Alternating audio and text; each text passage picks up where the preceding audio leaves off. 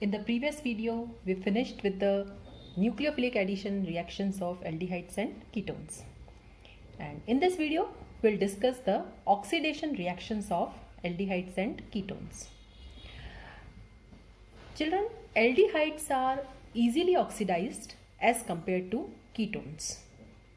Okay, with very simple oxidizing agents like your KMnO4, your potassium dichromate, aldehydes can be oxidized to the carboxylic acid. Suppose this is 2-carbon aldehyde, so it will be oxidized to 2-carbon carboxylic acid. A very simple oxidation is there. But what happens in case of ketones? The oxidation is not so easy. It occurs under drastic conditions, means you require elevated temperatures. It will occur in the presence of strong oxidizing agent like concentrated HNO3. You will require acidified dichromate or acidified permanganate here. And what will happen? Suppose this is ketone. So first is oxidation occurs under drastic condition, and second is there is cleavage of carbon-carbon bond. So now here what will happen? The bond can be broken from this side also or this side also. So I will get a mixture of two acids. One is ethanoic acid and second is methanoic acid. This is how ketones are oxidized. There is cleavage of carbon-carbon bond. Now let's take some more examples of oxidation of ketones. Suppose I am having this butanone. It is oxidized. Now there are two possibilities. The bond can be broken from this side also. Now I will get a mixture of here also 2 carbon and here also 2 carbon. That is 2 molecules of ethanoic acid.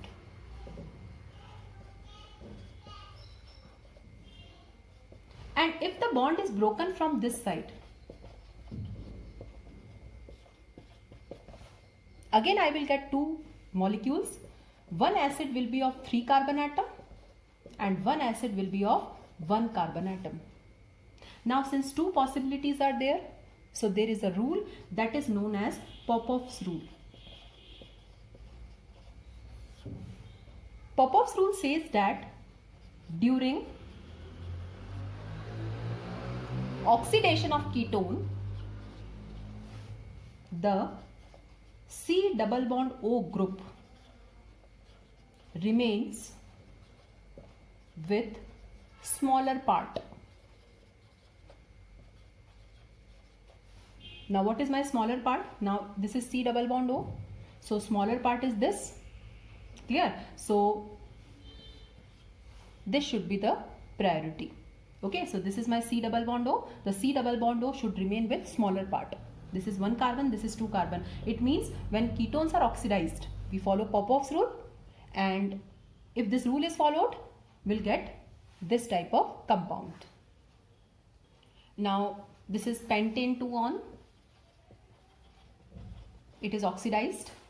Now C double bond O should remain with smaller part, so bond should be cleaved from here only. So I will get 1 molecule of ethanoic acid and 1 molecule of propanoic acid. It means aldehydes and ketones respond differently to the oxidation reactions. Aldehydes are easily oxidized, giving rise to carboxylic acid with the same number of carbon atoms. Ketones are oxidized under drastic conditions and giving 2 different types of acid molecules. So what we can say that oxidation reactions can be used to differentiate between aldehyde and ketone. Okay, so oxidation reactions can be used to distinguish between aldehyde and ketone. So there are several tests, there are several reagents which we can use for distinguishing between aldehyde and ketone. So we have several oxidation reactions which are used to distinguish between aldehydes and ketones. And we can perform these tests in the lab also. The first is Tollens reagent, and it is famous as Tollens test. Now it is given by aldehydes only, and it is not given by ketones. So basically Tollens test is a type of oxidation reaction only. Now what is Tollens reagent? So this Tollens reagent is ammonical silver nitrate solution, and it is prepared by mixing AgNO3 plus NH4OH. And when these two are mixed, we'll get this type of complex compound. So basically this is my Tollens reagent. So suppose this is aldehyde. Now to the aldehyde I will add Tollens reagent.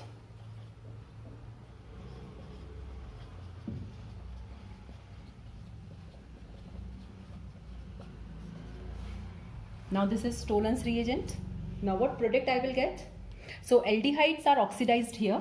So aldehydes will be oxidized. Now this is RCO minus, means this is carboxylic acid. The Tollens reagent will be reduced. So I will get Ag2O here. Okay. Now this is important. And the formation of this Ag produces a silver mirror on the inner side of your test tube.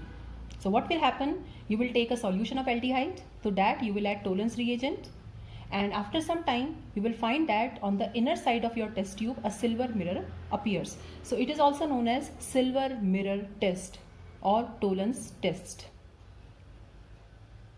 Now in Fehling test only aliphatic aldehydes respond, means aromatic aldehydes also do not give this test, and ketones.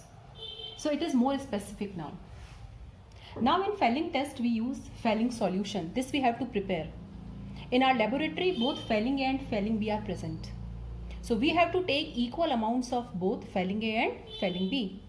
Fehling A is aqueous copper sulfate and Fehling B is alkaline sodium potassium tartrate, which is also known as Rochelle salt. So what I will do, I will take suppose 50 ml of Fehling A or 50 ml of Fehling B, and I will mix both of them. And I will make this Fehling solution. Now what is the chemistry of this Fehling test? This is aldehyde. Now this copper ions come from Fehling A. This OH minus comes from Fehling B. It is heated. The mixture is heated and aldehyde will be oxidized to acid, and your Fehling solution is reduced to Cu2O. This is cuprous oxide, and there is formation of red-brown PPT. So how aldehydes respond to Fehling test? There is formation of red-brown PPT in the test tube. And ketones will never respond to this test. Now the last type of oxidation is oxidation with sodium hypohalite.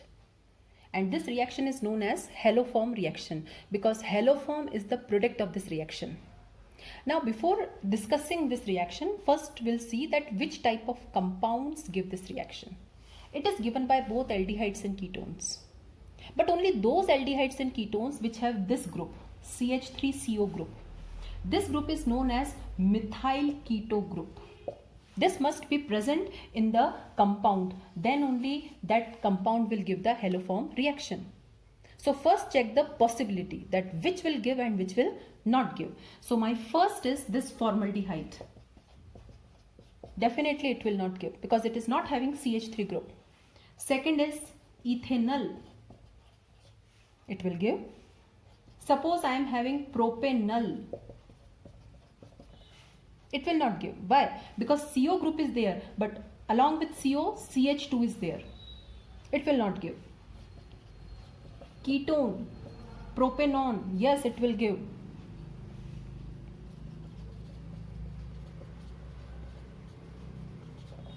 Yes, it will give. CH3CO group is there. Let's see few more also. This is pentane 2-one. It will give. But if I have this compound, now what this compound is? It will not give. Benzaldehyde, no, because CO is there. Close to CO, CH3 is not there. Acetophenone, that is aromatic ketone, yes, it will give. and the last is benzophenone. It will not give. So this reaction we can use to distinguish between aldehydes and ketones. Two different aldehydes are there or two different ketones are there, then we can use this reaction. Now in this reaction what we do, we take either chlorine or bromine or iodine in the presence of NaOH. Okay, this reagent we use, and when these are mixed together, the product will be different.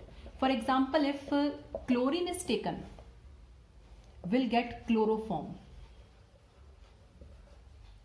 If bromine is taken, the product will be bromoform. Okay, I'm writing the name of the product. This product will get. Okay, and if iodine is taken, we get iodoform as the product. So these are the products of the reaction, haloform reaction. We can get different type of haloform by using the different halogen. Now chloroform is colorless, bromoform is also does not show very much color, but this iodoform is yellow colored PPT. So if you are using this reaction as a test, distinguishing test, then you should prefer this mixture NaOH plus I2, because we get yellow color, so it is easy for us to see the color and differentiate. So one example I am taking here, CH3 C double bond OH. Now it is treated with NaOH plus I2. So 3I2 I will take and NaOH. So what I will get? These three hydrogen atoms will be replaced by iodine plus 3Hi. Okay, now this, see carefully, these three hydrogen atoms are replaced by iodine. Now this compound is treated with NaOH now. So this is your iodoform, that is CHI3 plus HCOO Na, and this iodoform is yellow colored. So it is possible only when close to keto group methyl is there, then only we can get the corresponding product. And this reaction is known as iodoform test if you are using NaOH plus I2. Otherwise in general it is known as haloform reaction. Now sometimes in the board examination what they do, instead of writing NaOH plus I2 they also write NaOI. So when this NaOH plus I2 is mixed, I will get NaOI. This is known as sodium hypoiodite. Okay, in the beginning I told you sodium hypohalite. So this mixture is known as, the solution which we are getting is known as sodium hypohalite. If you take chlorine, sodium hypochlorite. Okay, so NaOCl is the sodium hypochlorite. NaOBr is the sodium hypobromite. So sometimes they write like this also. Now what will happen? Again, these three hydrogens will be replaced by iodine. So 3 molecules I have to take here. And if it is treated with NaOH again, so there is formation of iodoform now plus CH3COO Na. This is yellow PPT. Okay, so this is your iodoform reactions. And one important thing, sometimes alcohols also give this test. But which alcohols? Which have this isopropyl group. For example, this is secondary alcohol. Now we know that after oxidation it will change to ketone. And afterwards it can give iodoform test. CHI3. That is yellow PPT. So not only aldehydes and ketones, but sometimes alcohols also give this test. But which alcohols? Not all the alcohols. Remember this thing. Those alcohols which have isopropyl group or CH3CHOH group. This group is present.